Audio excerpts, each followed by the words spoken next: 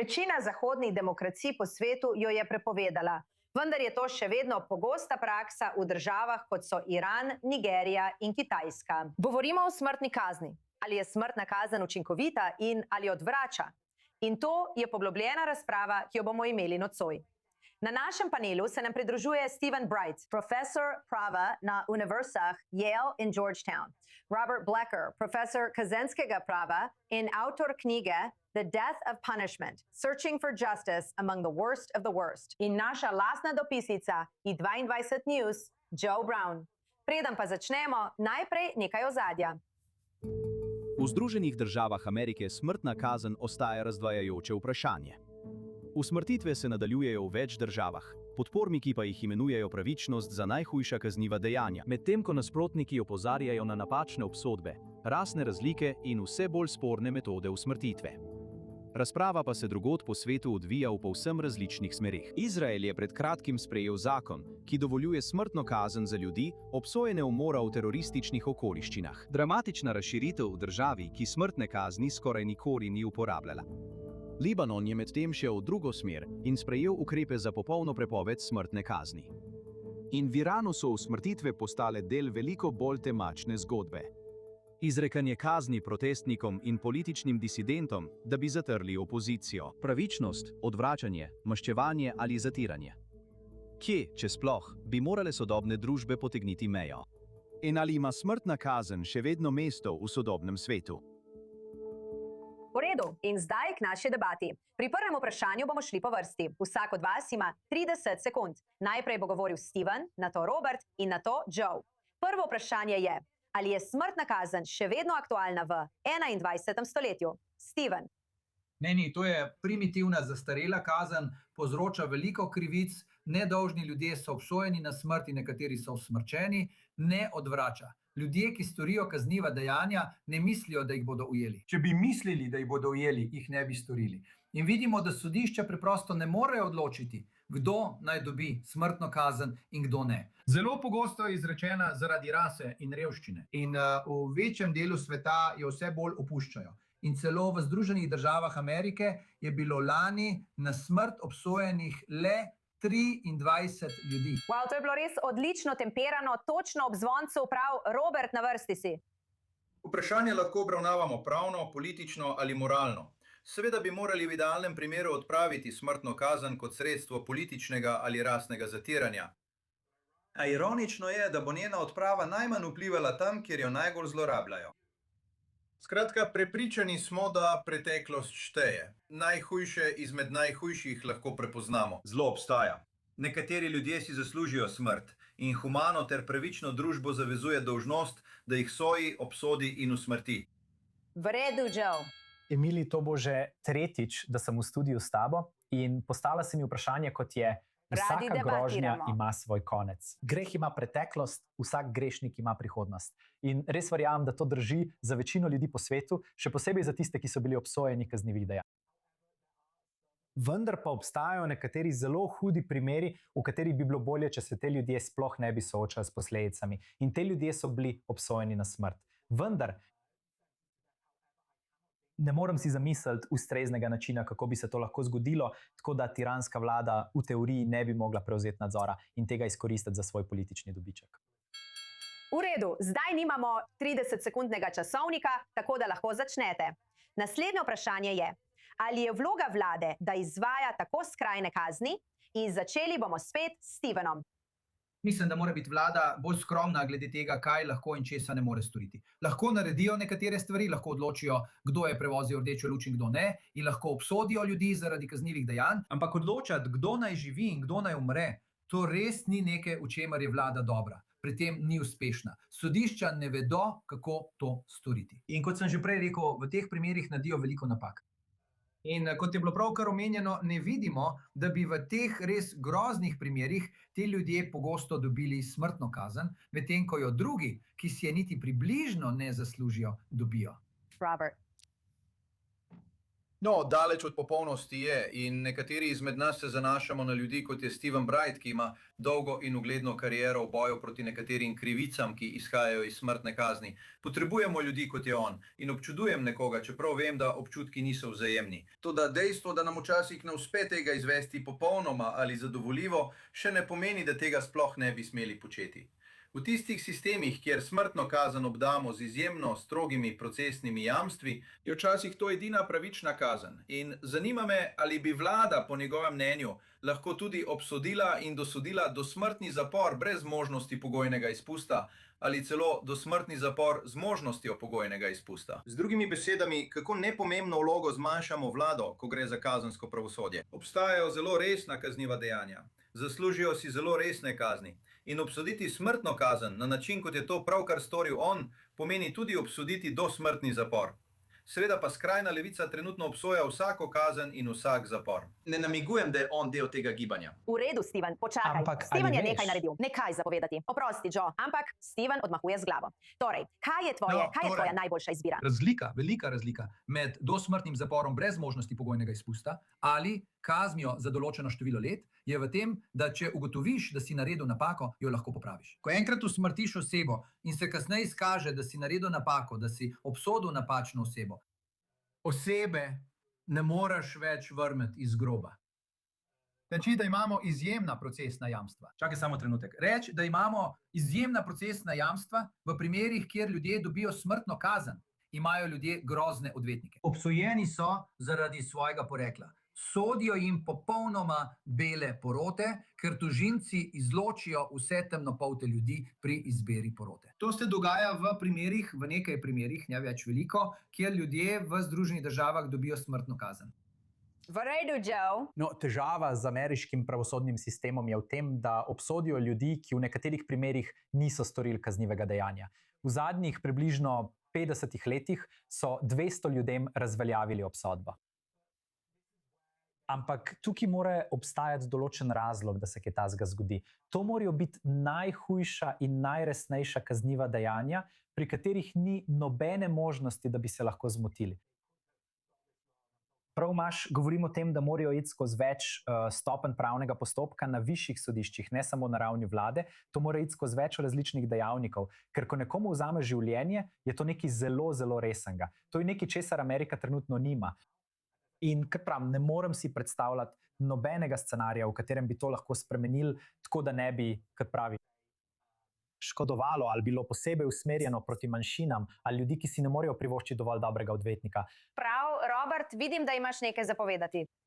No, nekaj stvari. Prvič, seveda je življenje nepovratno in nekdo, ki preživi 60 let v zaporu z najvišjo varnostjo, pa se na to odkrije njegova nedolžnost, tega ne more povrniti v nobenem resničnem smislu. Ampak še veliko dlje od tega, recimo, da res ukinemo smrtno kazen. To je global eye in govorimo z globalne perspektive. Mimogrede, omenil si veliko držav, nisi pa omenil Indije in Japonske, velikih demokracij. Tako da, in mimogrede, zgodovinsko gledano je vsaka evropska država, ki je ukinila smrtno kazen, razen Irske, to storila kljub izjemni javni podpori zanjo. Torej, Združene države dejansko ravnajo kot prava demokracija, se podrejajo javnemu mnenju. Ampak če se vrnemo k temu, Rusija nima smrtne kazni. Mislim, da jo imajo sicer zapisano v zakonih, vendar imajo moratorij, že mislim, da od usmrtitve z električnim stolom. Ja, res je in veliko nasprotnikov umre. Torej, povejte Navalnemu in družini Navalnega, da je odprava smrtne kazni v Rusiji kakorkoli vplivala na to, ali je bil usmrčen. Zato sem v uvodnih komentarjih ironično rekel, kraji, kjer jo najbolj zlorabljajo, so kraji, kjer bomo imeli najmanj koristi. Iranci so po podatkih usmrtili ali ubili 52.000 protestnikov. Usmrtili so, mislim, 22, kar je grozno. Usmrtili so 22, ubili so 52.000.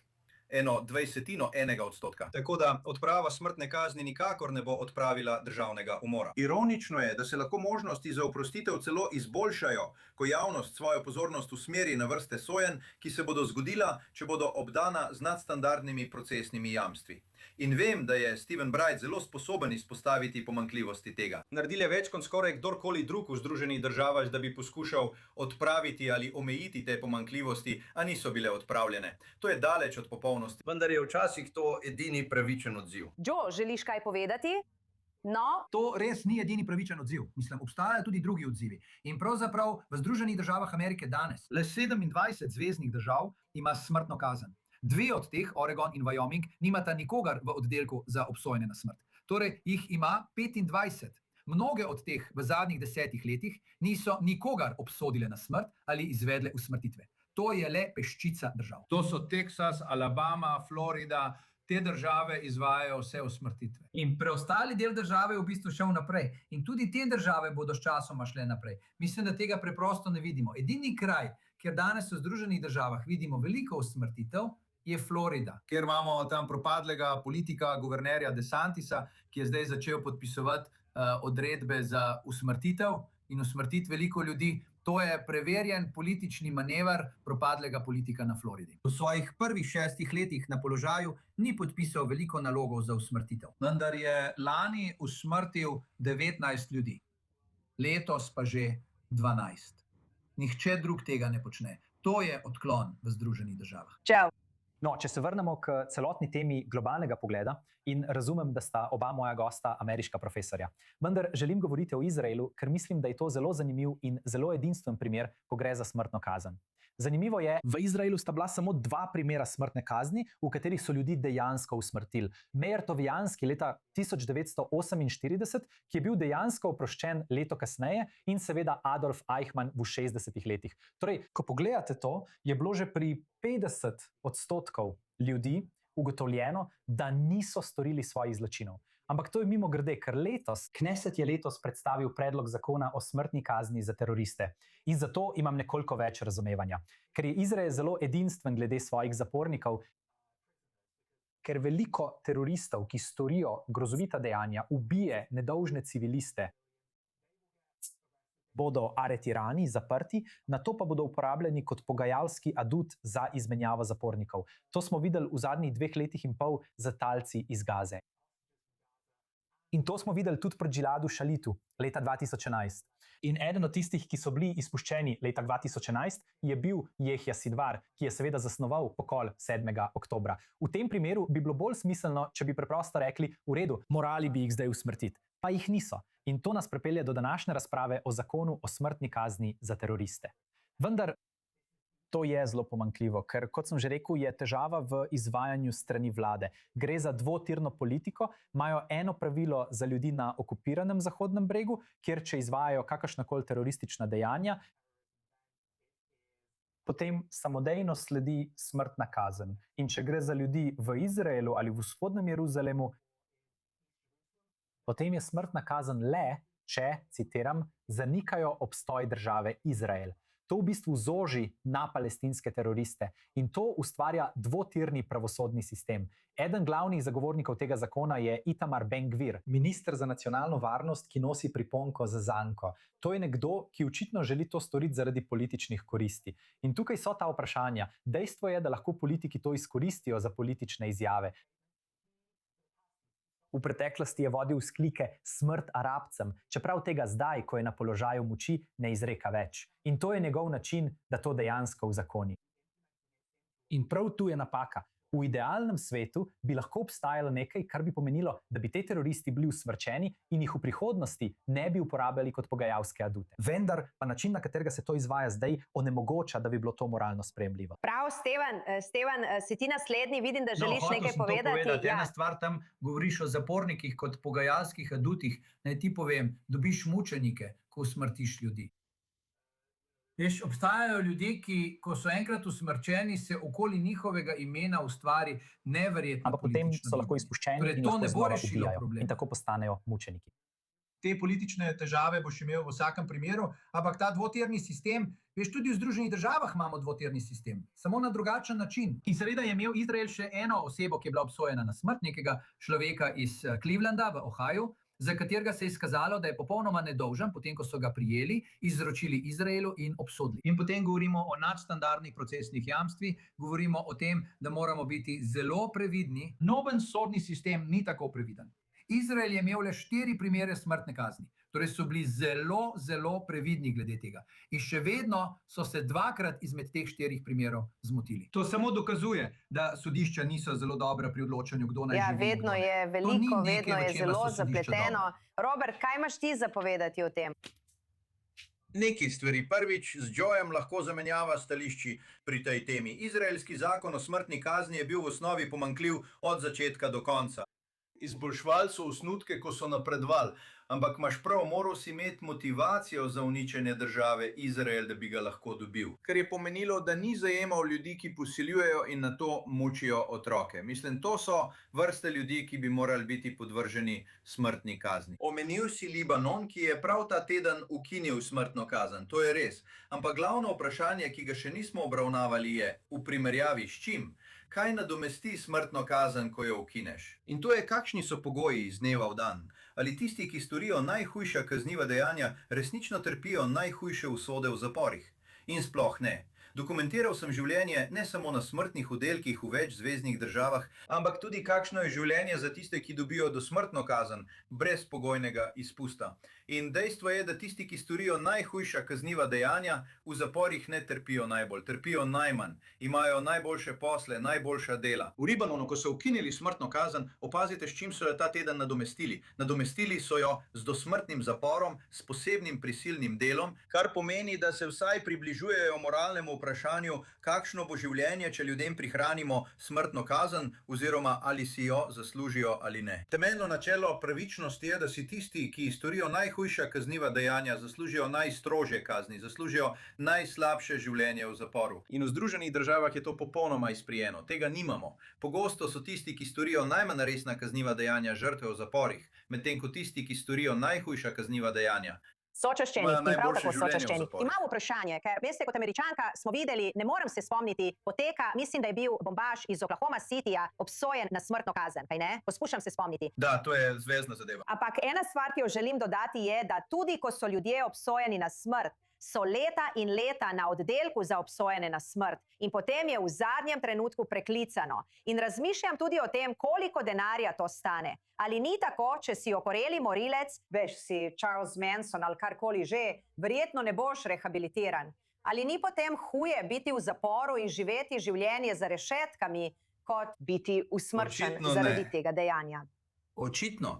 Poglej samo morilsko pot. Poglej stopnjo samomorov v zaporu. Vsi imajo dostop do orožja, a zelo malo ljudi se dejansko ubije. Dejstvo je, da glasujejo s svojimi življenji. Raje so živi v zaporu, tudi če do konca življenja, kot pa mrtvi. To je preprosto dejstvo. Steven. No, tukaj delamo zelo grobe posplošitve. Mislim, to je smešno. Nekatere izjave, ki jih imam, so zelo... Spoštujem profesorja Bekerja. Kakšna je stopnja samomorilnosti? Kakšna je stopnja samomorilnosti pri vaflih? So preprosto, veste, to niso zaključki, ki jih dejstva podpirajo. Morate iti na vsako mesto in si ogledati. Ja, nekateri ljudje na koncu preživijo dolgo časa v oddelku za obsojene na smrt. Nekateri izmed teh ljudi so oproščeni. Antonija Raja Hintona sem lani povabil, da je govoril z mojim razredom na Yaleu. 30 let je preživel v oddelku za obsojene na smrt v Alabami, a se je izkazalo, da je bil popolnoma nedolžen. Zato upam, da smo veseli, da ga nismo usmrtili, ker če bi ga, ne bi bilo mogoče ničesar storiti glede tega. Zagotovo so bili ljudje, ki so bili usmrčeni, čeprav so bili nedolžni za zločine. In kasneje smo to ugotovili, kot naprimer pri Toddu Willinghamu v Teksasu. Ne moš ničesar storiti, ga ni več. Ne moš storiti ničesar glede tega. Ker zadeva ravnanje z ljudmi v zaporu, je vse odvisno od tega, v kateri zvezni državi si, ali gre za zvezni ali državni zapor. Tiste vrste splošne trditve o tem preprosto niso resnične. Ja, omenili ste stroške zadrževanja ljudi v zaporu, zadrževanja v oddelku za obsojene na smrt. Ampak če jih usmrtite, potem bojo tudi s tem nastali ogromni javni stroški, ker boste morali vložiti pritožbo, preiti boste morali skozi vse te postopke. Torej ni enostavne poti. Lahko bi v teoriji pretehtali, ali je ceneje nekoga obdržati v zaporu ali ga usmrtiti skozi vse sodne in pritožbene postopke. Vendar se to razlikuje od primera do primera. Edino, kar bi rekel, je, da ja, v večini primerov in Amerika ima pri tem zelo pomanjkljiv sistem. In zato je toliko ljudi, ki jim uspe priti iz oddelka za obsojene na smrt.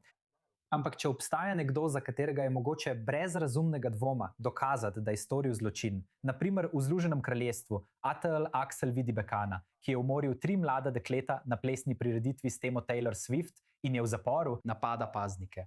Trenutno je v visoko varovanem zaporu močno pomirjen z zdravili. Za britanske davkoplačevalce bi bilo veliko lažje, če bi bil usmrčen, vendar pa, ker je bila smrtna kazen v Združenem kraljestvu prepovedana sredi 60. let prejšnjega stoletja, mora ostati v prenatrpanih zaporih v Združenem kraljestvu. Zaradi prenatrpanosti so morali veliko zapornikov, nenasilnih zapornikov, predčasno izpustiti. Tako ga morajo ohranjati pri življenju, ga držati v nekakšnem skoraj vegetativnem stanju. Umor enega najbolj grozljivih človeških bitij, enega najbolj grozljivih zločinov, kar si jih lahko predstavljate. V tem primeru bi bilo veliko bolj smiselno, da bi ga preprosto usmrtili, končati in opraviti s tem. To bi družini prineslo vsaj nekaj miru in bi bilo manjše breme za britanske davkoplačevalce. Zato, kot pravim, je treba presojati od primera do primera. Ne moreš imeti enotnega pravila, kot to počnejo v nekaterih zveznih državah Amerike ali kot njihove načrtovalce. Zato je tako težko za pravosodni sistem. Ja, kar nadaljuj.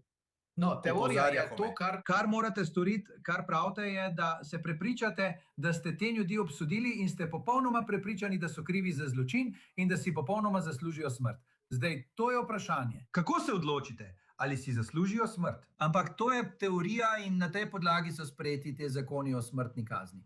To, da v praksi ugotovimo, da ni niti približno tako enostavno. Se strinjam, zato pravim, da je problem v praksi. Če imamo to v teoriji, je idealno, ampak v praksi tega ne moremo doseči, ker ne moreš preprosto imeti en zakon za nekoga drugega in en zakon za vse ostale. To je problem. Se strinjam s tem. No. To je res. Imamo tudi sodišča, ki so zelo slabo financirana, kjer imajo sodno določene odvetnike, ki so za zastopanje ljudi praktično nič plačani. Da o primerih odločajo povsem bele porote. In tako je eno reči, da v teoriji bomo imeli ta sistem, kjer bomo ljudem zagotovili res skrbne postopke, popolnoma se bomo prepričali, da so krivi, popolnoma se bomo prepričali, da si zaslužijo biti usmrčeni. To je eno reči v teoriji. Vendar je to v praksi nemogoče izvesti.